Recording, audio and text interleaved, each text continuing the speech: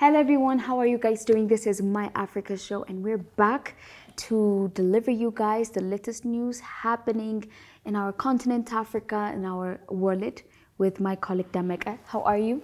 Hi Zaka, how was your weekend? My weekend was great. How was yours? It was pretty amazing. A lot of things happened though. A lot of things happened and I think we should start from our continent Africa. Yes. Something has happened and it's actually still happening in South Africa. We do know that our continent Africa is blessed with a lot of resources, natural and human-made. Yes. And in fact, Africa is really exploited when it comes to resources. Yes. We can mention Congo and so on. In South Africa, there is this a group of people called Zamzams. So those people are, Zamzams literally means those that takes chance. They see chance, they see opportunity, they go and grab it. So they are responsible for the illegal mining that's happening in South Africa. Yes, because basically the new technological reform depends on African resources or resources taken from Africa. Exactly. But when we mention illegal mining, there are a lot of side effects that comes with it. For example, it might be human trafficking, it might be excessive usage of labor, because those people that are engaged in illegal mining want high amount of results or outcomes with a very small amount of input. So they want a large amount of people to come to that mining site to do extra time, to invest their labor with very cheap price and be able to get the results and outcomes they want. Without any consideration to their health, well-being, exactly, or any other... Any kind of facilitation is not done. So recently there is this illegal mining in South Africa that almost, they dig a hole to extract the minings and everything like gold, different iron ores and everything. So they dug this hole and over 40 people were inside. And imagine the toxic gas that they have been inhaling. Imagine the shortage of water and food. And those people inside that hole, they're refusing to come out. So they say they're not going to come out? Why would they? Because they're in fear of being arrested from the park? Yes, okay. That's the major one. And the second one is majority of those people that are inside that hole are, they don't have legal documents. So they're feared being deported back to their country. And the government is saying, okay, just smoke them out. Okay, do something and just let them out. So that's the reason why they're not giving them food. Exactly. They're trying to starve them to death so that they will just give up and come out. But the real question is, who is it to blame here? Is it the people that are working in the mining area or the ones that are controlling that? Why is the government giving attention for the outcome when they're supposed to do something about the source? It is a very tricky question because any citizen has the right to use their country's resources for their own advantage. But when it comes to Africa, we have not been able to use our resources in the way that will help our people, rather than we have been using it as a way to boost world technology without majorly helping ourselves.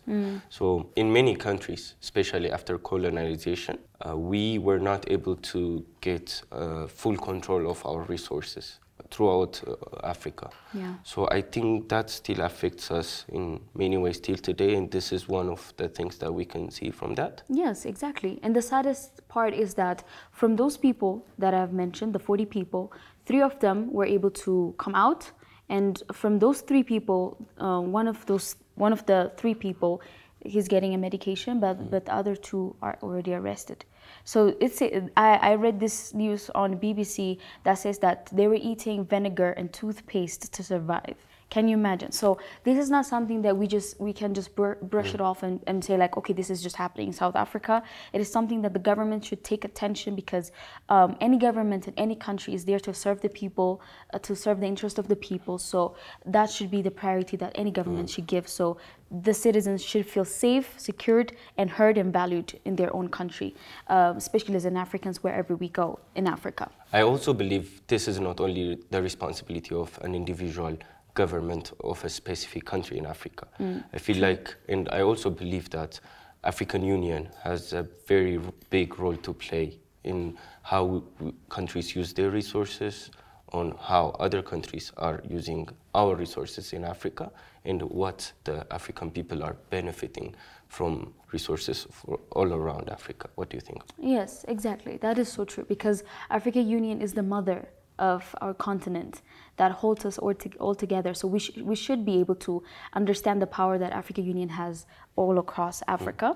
And that's why even the government of South Africa is trying to enforce different laws to encourage different legal mining areas, because such kind of illegal mining areas are discouraging the local market, the local business, especially in the mining area, because it's such a tricky business, right? So that is what's happening in South Africa. That's very interesting. Police in South Africa wait outside this mine shaft in Stilfontein, where people are believed to be trapped underground. So now, without leaving the topic of Africa, we need to talk about the heightened cyber attacks that are coming on Africa, as a continent, to be honest. So what's happening recently is the Global Threat Index has recently put out studies that shows how much countries are getting attacked, both in cyber or other kind of conflicts that may arise that could threaten the global peace. So amazingly, more than 50% of the top 10 cyber victims from the world is in Africa. So it includes countries like Zimbabwe, like Kenya, Ethiopia, and Egypt, to mention some. Okay. Amazingly, Ethiopia is top 1 in Africa and top 2 in the world. Wow. I know. That's so scary. There is this saying in Silicon Valley, if the product is free, you are the product. Ouch. I felt that. So there is this ideology, if you give your data freely and willingly to get some service, then the currency that you used to buy that service is your personal data. So that is a form of monetization of personal data. Now, what's happening is concentrated cyber attacks are happening on government bodies throughout Africa. Specifically when it comes to Ethiopia, we have a 98% index on that the Global Threat Index gave us on vulnerability for Cyber attack. Exactly. So what does this say? So what are the infrastructures that are being targeted throughout Africa? So those are government institutions, financial institutions, social and civil institutions are their main targets. This specific attack on Ethiopia has been growing in the last decade and getting to its highest point in the past 4 years. To mention some attacks, we can see the attacks done on the Ethiopian Airlines, Ethio Telecom, which INSA was able to block and protect its citizens successfully, but we cannot deny that this threat is growing. So what does this say? What kind of actions do African nations? Well, I personally believe that, especially in the 21st century that we're living in, colonizers won't come to our land and colonize us. Either they will be able to control our minds through the things they show us, the feeds that they give us through the social media and everything, and they will be, or maybe they will use such kind of technologies, AIs, to, attack, cyber attack, different documents, different governmental offices, to track some informations about that country and to be able to control more. And influence. And influence more. Exactly. And to be able to know what kind of state that country is, so that they know what to give, they know what to expect, they know what the next move of that country is going to be. I want to raise a few points regarding the whole cybersecurity, personal data, and data security regarding African citizens. So there are two major points we have to see. One, there are no major laws or policies that protect African citizens from data mining or our data being used in a specific way. Some specific countries may have their own policies in Africa, but it is not that controlled as we see in the European countries or in the US or in other Western countries. There's a difference between our personal data that we give on our own permission and the data that is stolen from our government or our civil organizations that will be used to threaten or to ask for a ransom to get the data back. The other key major thing regarding when it comes to Africa in cybersecurity is the infrastructure. both human resource, technological infrastructure, and the ability to protect ourselves from cyber attacks. Yes, in recent years, we are developing ourselves. For example, if we take Ethiopia, Ethiopia has a standing deal with several countries on cybersecurity by different sectors. To mention the top three, they are US, China, and Russia. So Ethiopia have been getting support both technologically, human resource, and other inputs from these three countries. But still, if Ethiopia does not grow its homegrown resources, homegrown intellectual abilities to implement these strategies and protect its citizens from cyber attacks. Cybersecurity is not a type of security you outsource to another country. Because either way, when you give away your independency and when you start to rely on them, it's one way threatening your security either ways. And you're also giving information and internal information, and also showing your vulnerability. That is so true. To other states. So this heightened cyber attack on Africa is one of the top things. On to our last but not least news that has happened in Africa. We'll be going to Mozambique. So something happened, especially we do know that governments take their own actions when it comes to instability. When unrest happens, when instability occurs, the government takes what it believes is right. So the fact that the government blocked internet is shocking because now we don't know what's happening in that country. So when we say why did the government did this, and how did this unrest and instability, was able to happen, we need to go back to the start, to the point, which the current ruling party, Frelimo, which is called Front for the Liberation of Mozambique, for the Mozambique. They were in power since 1975, right? Can you imagine? Can you imagine? So the rivalry between this Frelimo party, political party, and its opposition, Renamo, is the major cause for the issues or for the instability that's happening in Mozambique. Of course, we can mention some other social and economical factors, reasons behind this unrest, but this is the immediate cause for the war to happen, yes, the civil unrest to happen. So the government in power is known to be a socialist government when it started, but it has adopted some kind of market reforms controlled by the central government throughout the years. Exactly. But I know there has been some civil unrest leading up to this election. Yeah, so the thing is that this government is giving confused signals to the people because the ruling party is more authoritarian. It believes in a state-based development, and they believe in one-party rule. And at the same time, they want to promote a free market. So it's like at the same time it controls major factories, major industries. It's controlled by the government. So how can you expect to have that kind of free market freedom in such areas when you are expecting like one-party rule, when you don't want political rivalries, political competitions? So that is what they stand on. That's their ideology. And when it comes to the Renamo, they believe in open political space.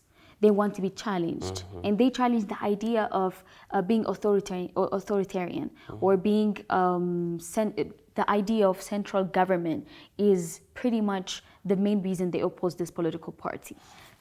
So they were rebels, right? That was fighting with the previous government before they took power, and they changed it into a political party. Yes. So they have more power in the rural area. They are taking that power to the central government and trying to claim the power. That's what's happening right now. Yes. And the other thing is that it's not only the tension between these two political parties that is ruining or that is affecting Mozambique, but also in the northern area of Mozambique. There is this Islamic militias that are being seen, especially recently, which is known as Al-Shabaab. It's not affiliated with the Al-Shabaab in Somali. It is a totally different one, which shows that even terrorist groups are starting to be seen in this country. Using that unrest for their Exactly, advantage. and even South Africa has closed her borders to Mozambique because it's not safe for her people to go there, for Mozambicans to come to South Africa. Some external and internal viewers of the election have said it's corrupted. It is corrupted. That's what the Renamos believe, that the election is corrupted and fraud, and that's why they're like saying we need fair elections.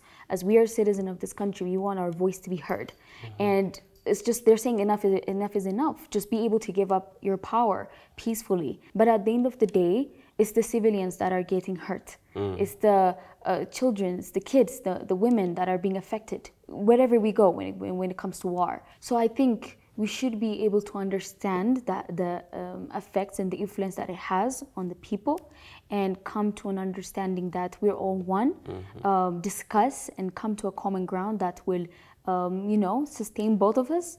And I think that's what we need, not only for the Mozambicans that are living there, but also for our Africa. And that's what I believe. Here, you can see his blood on the floor. He was shot by a bullet while assisting a customer, and he fell. In Mashaqen, another young man's been killed, allegedly by police.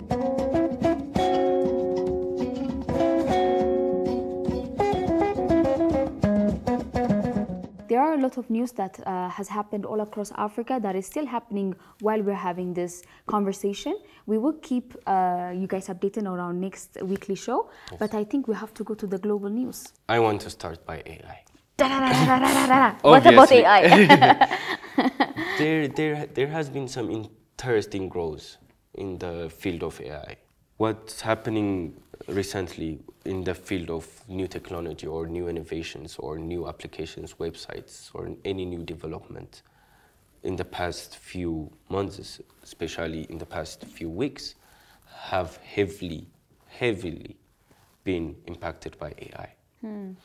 So what do we mean by this? So this new upcoming to age applications, softwares, new technological discoveries, space studies, everything is more and more being dependent on AI for data analysis, for communication, for research, for knowledge bases, and so on. So it started this question in Silicon Valley and all around the world, which says, imagine if Albert Einstein had AI and the power and influence and knowledge of AI at his disposal in addition to his knowledge. Imagine Nikola Tesla having the power of AI and the knowledge of AI in addition to his knowledge. So that is what this new generation of innovators and developers and scientists and researchers have. So there are two major ways we use AI. One is as an information hub, two is for research. It's also the simulations that they can run through AI. Simulations of a drug and its effect in the human body. Simulations of a star alignment. Exactly. But you cannot live without technology. We cannot live without AI. We should be able to balance it. That's the most important thing. I believe. That is the most important. So the second thing when it comes to AI, as we mentioned, is pre-existing softwares and applications and tools, and how are they getting affected by AI. So we're watching a huge trend of almost all technological companies that have existed pre this AI bubble, integrating AI into their applications and websites. You can see the new move by Samsung, making it their major feature in their phones. AI is one of the major features in Samsung phones. Now, if you see Apple Intelligence is in across Apple products, iPhones, iMacs, all of them has Apple Intelligence and use it to the extreme. It might be for data analysis, picture editing, and the voice assistant tools are more extended by AI, which they integrated. So you see they are trying to keep up with the world by integrating AI so they wouldn't fall back. The third, when we come to AI, is AI replacing job around the world. So in certain cases, yes, it will replace jobs that are repetitive and that consume more time than necessary. That might be simulations, calculations, and many other areas that the human mind will stall or might not enjoy doing. But things like driving, typing, writing, transcribing, drafting documents, image creation, down the line even animation, the animation industry might be lost to AI. So this fear of replacement is a major risk that we bring with AI. The final thing is the knowledge gap AI will create. So, for example, when ChatGPT was released, it was majorly released in European countries. We couldn't access it in African countries. So it might be for a year. That happened for about 6 months. That 6 months will give advantage for the rest of the world to use AI and enhance their knowledge and adapt to AI, which we will lack again, both in technology and other aspects. So this is some of the factors that I found very interesting regarding AI in the past weekend. I think what you said at last is very important, because it's not easy. A day lacking or a day being behind the world changes a lot of things, you know. 6 months is a lot. And I think we should be able to create our own form of technology based in African-based technologies that are suitable for us, for our culture, for our traditions, for our history, for our base that we have, that will align with our identity. I think that's something that we should mention. As we know, Donald Trump is elected as the president of the United States. And because of that, there's a lot of movement, a lot of news that are being heard. And one of those news is the 4B movement. Have you heard about that? Yes. I will let you Why did you breathe like that? I will let you speak on that. So the thing is, as a human beings, we do have our own ways that we use to make our voice heard. I feel like I don't want to go into my personal views in this, but this movement, the 4B movement, it stands for 4 Korean words, which stands for no marriage, no children, no any kind of physical or sexual connections with different gender. It's just totally cutting out males out of women's life. Because they voted for Trump.